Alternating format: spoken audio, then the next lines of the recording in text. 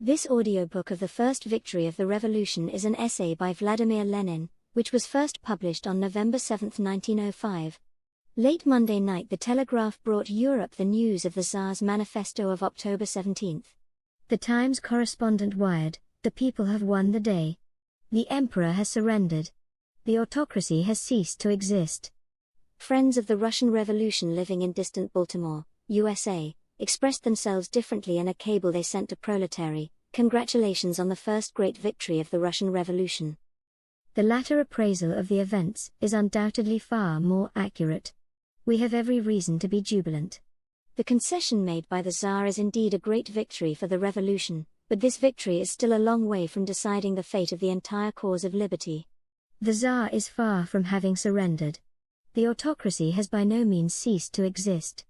It has merely retreated, leaving the field of battle to the enemy. It has retreated after an exceedingly heavy battle, but it has not yet been defeated by a long ways. It is mustering its forces, and the revolutionary people have still to solve many important military problems before they will be able to carry the revolution to real and final victory.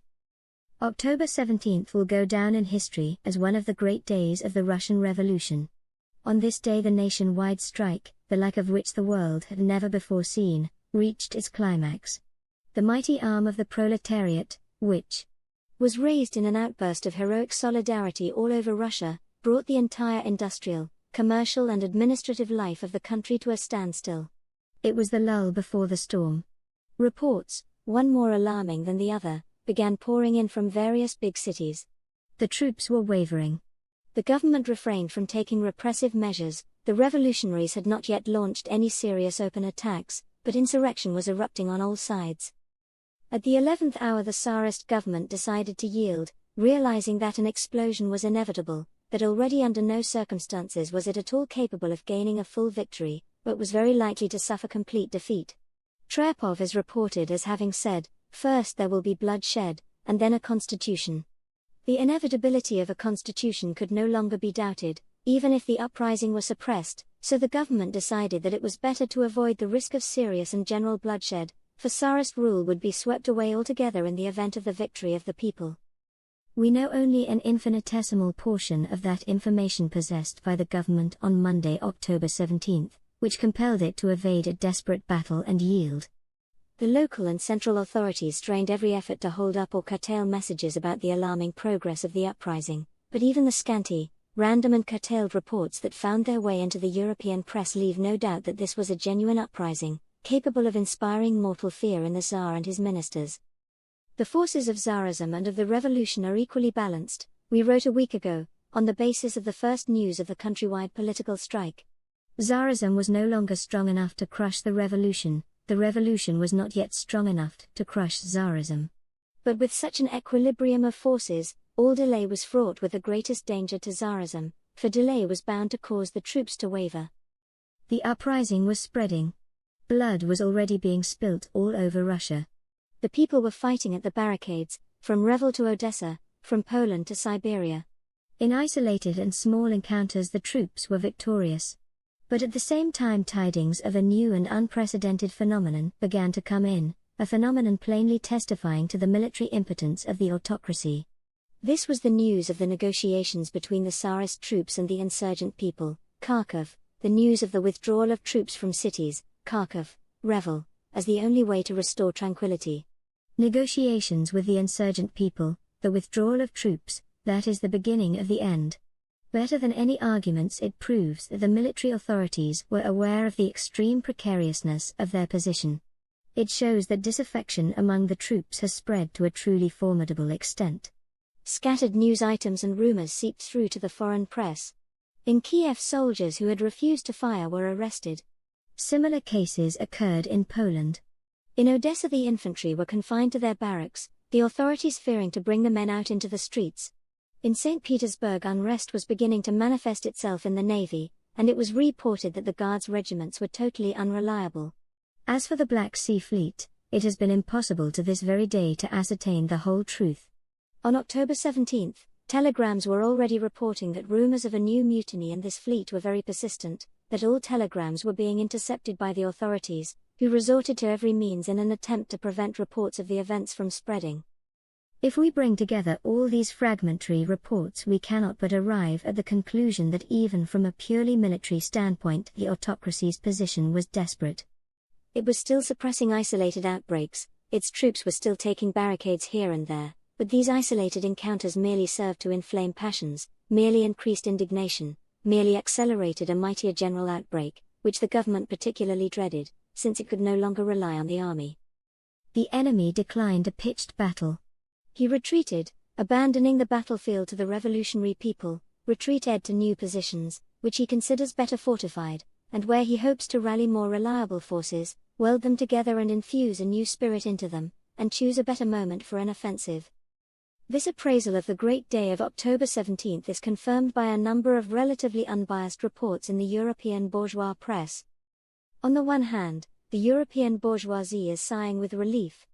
The Tsar's manifesto promises a regular constitution, the Duma is invested with legislative powers, no law can come into force prior to approval by the people's representatives, ministerial responsibility has been granted, civil liberties have been granted, inviolability of the person, freedom of conscience, speech, assembly and association.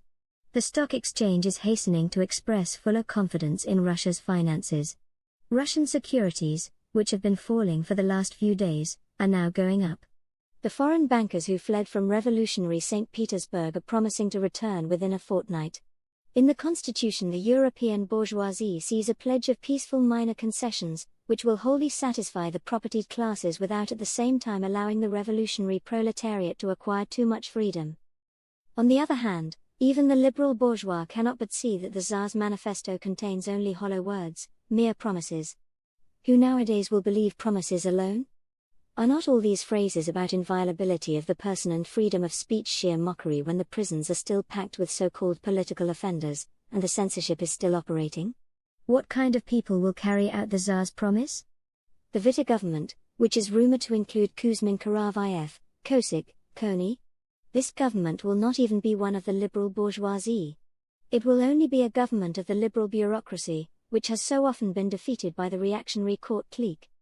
Can it be that the people have spilt their blood in the struggle for liberty only to have to rely on the liberal bureaucrats, who confine themselves to mere words and promises? No, Tsarism is still far from having surrendered. The autocracy has by no means fallen as yet.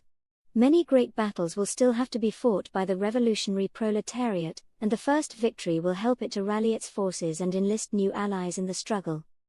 The very success of the cause of freedom, the Times correspondent wrote the day the manifesto was proclaimed, will only stimulate the reactionary elements to greater activity, and so long as the army remains under its present chiefs, Russia cannot be safe from the possibility of a pronunciamento.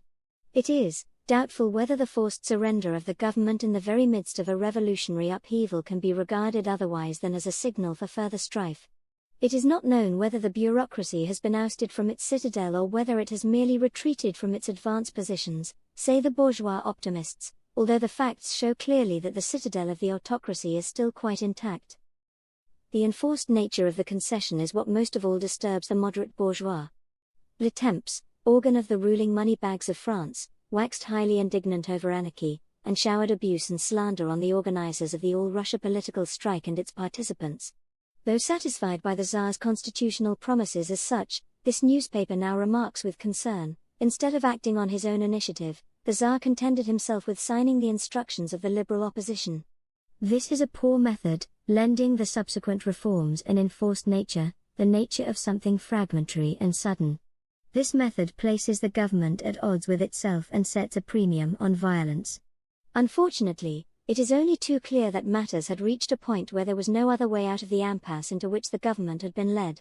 Let us pass a wet sponge over the nature of this capitulation not only to the constitutionalists, moderate souls, who should have been heeded sooner, but capitulation to a strike and revolution. No, gentlemen of the bourgeoisie, the workers will never forget the enforced nature of the Tsar's capitulation. The workers will never forget that it was only by force, by the force of their organization, their unanimity and their mass heroism, that they wrested from Tsarism a recognition of liberty in a paper manifesto, and only in this way will they win real liberty for themselves. We stated above that the enemy retreated, abandoning the battlefield to the revolutionary proletariat. We must add now, the retreating enemy is being hard pressed. On Monday, October 17, the Tsar's manifesto was issued. On Tuesday, October 18, according to a Wolf Press Agency report, a manifesto of the Russian Social Democratic Labour Party was issued in St. Petersburg in a huge number of copies. It declares that the struggle of the proletariat will by no means cease as a result of the Tsar's manifesto. It must be the proletariat's tactics to take advantage of rights granted under the force of its blows, to arrange workers' meetings to decide the question of the continuation of the strike, to organize a militia to protect revolutionary rights, and to put forward the demand for a full amnesty. At mass meetings, social democratic speakers are urging the convocation of a constituent assembly. According to telegrams, the strike committee is demanding an amnesty and the immediate convocation of a constituent assembly elected on the basis of universal and direct suffrage. Their revolutionary instinct at once prompted the St. Petersburg workers to adopt the right slogan, energetic continuation of the struggle, and utilization of the newly won positions for a continued onslaught and the actual destruction of the autocracy. The struggle continues. Meetings are being held ever more frequently and are being attended by larger number of people. The joy and the legitimate pride evoked by the first victory are not hampering the new organization of forces for the purpose of carrying the revolution to completion. Its success depends on still broader sections of the people being won over to the side of liberty, on their enlightenment and organization. The working class has shown its titanic might in the All-Russia political strike, but there is still much to be done among the backward sections of the urban proletariat. While establishing a workers' militia, the only bulwark of the revolution, while preparing ourselves for new and even more determined struggles, while upholding our old slogans, we must also pay special attention to the army. The Tsar's enforced concession was bound to give rise to the greatest wavering in its ranks, and now we must attract the soldiers to workers' meetings, intensify our agitation in the barracks, extend our liaisons with officers, creating, alongside of the revolutionary army of workers, cadres of class-conscious revolutionaries among the troops as well, troops which only yesterday were most loyal to the Tsar and are now on the verge of becoming a people's army. The revolutionary proletariat has succeeded in neutralizing the army, after paralyzing it in the great days of the general strike. It must now work to bring the army completely over to the side of the people. The revolutionary proletariat has brought about the first great victory of the urban revolution. It must now broaden and deepen the foundations of the revolution by extending it to the countryside. To raise the peasantry to the level of conscious defense of the cause of liberty, to demand that serious measures be taken in the interests of the peasantry, and to prepare in the countryside a movement which, in conjunction with the advanced urban proletariat, will deal the final blow at the autocracy and win complete and genuine liberty. Such is Russian social democracy's next task. The success of the revolution depends on the size of the proletarian and peasant masses that will rise in its defense and for its consummation. Revolutionary war differs from other wars in that it draws its main reserves from the camp of its enemies, erstwhile allies, erstwhile supporters of Tsarism, or people who blindly obeyed Tsarism. The success of the All-Russia political strike will have a greater influence over the minds and hearts of the peasants than the confusing words of any possible manifestos or laws. When the Russian Revolution was just getting underway, the liberal bourgeoisie occupied the whole political foreground. Such was the situation a year ago. The revolution asserted itself when the urban working class appeared on the scene on January 9. The revolution won its first victory when the proletariat of all the nations of Russia rose as one man and made the Tsar's throne tremble, the throne that had caused such incalculable distress to all the nations, and most of all to the toiling classes of all the nations. The revolution will deal the enemy the final blow and sweep the throne of the bloodthirsty Tsar from the face of the earth, when the workers rise once more, with the peasantry following their lead. And further, the Russian Revolution has another reserve. Gone are the times when nations and states could live isolated from one another. Look, Europe is already stirring. Its bourgeoisie is disconcerted and prepared to give millions and billions to stop the conflagration in Russia. The rulers of the militarist European powers are contemplating military assistance for the Tsar. Kaiser Wilhelm has already dispatched several cruisers and destroyers to establish direct links between the German militarists and Peterhof. European counter-revolution is holding out a hand to Russian counter-revolution. Just you try, citizen Hohenzollern. We too have a European reserve of the Russian Revolution. This reserve is the International Socialist Proletariat, the International Revolutionary Social Democratic Movement. The workers of the whole world are hailing the victory of the Russian workers with enthusiasm and, conscious of the close links between the various contingents of the International Army of Socialism, are themselves preparing for the great and decisive struggle. You are not alone, workers and peasants of all Russia. If you succeed in overthrowing, crushing and destroying the tyrants of feudal, police-ridden, landlord and Tsarist Russia, your victory will serve as a signal for a world struggle against the tyranny of capital, a struggle for the complete, economic as well as political emancipation of the toilers, a struggle for the deliverance of humanity from destitution, and for the realization of socialism. Thanks for listening. Remember to like and subscribe for more Marxist content.